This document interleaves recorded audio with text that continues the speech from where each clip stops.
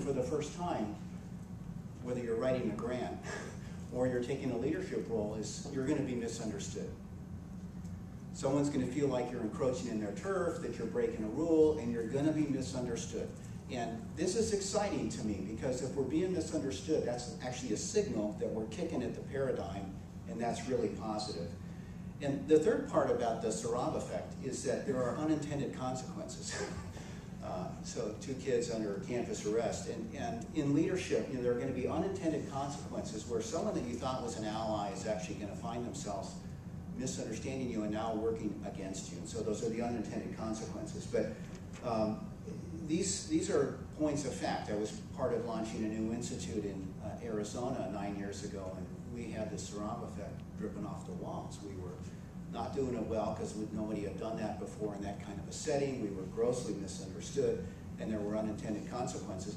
We're going to build a systems biology strategy to have a huge impact all quickly for people that are on your board, right? And for people that we all care about. We want to do this quickly. Man, are we going to be misunderstood? So it's just going to be part of it. So when you're in leadership and you're out in the front, one of the things is that it's incredibly lonely. Even when you have friends that are there with you, it's amazingly lonely because you don't have mileposts and guidelines always, and you're going to get it wrong before you get it right, and that's okay. We're going to be misunderstood. And I want to just encourage the field and us that as we go forward, we just need to get through this kind of stuff. So that leadership piece is really, really important.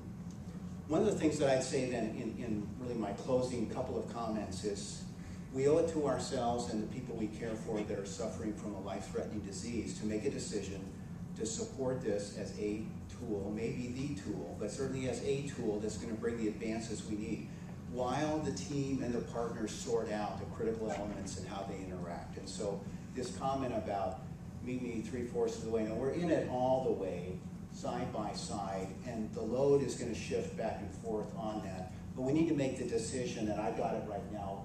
Can you pick it up as soon as you can? And we are going to need that dynamic and that interplay between federal support, between the advocacy support that comes, and from industry support. And I think that'll be incredibly exciting.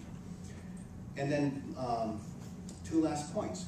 We have to be the self-advocates for this opportunity. We need to speak well of each other. We need to advocate for the success of those that are with us along the front side. We have to seize that opportunity. It's like, well, it's not how I would have done it.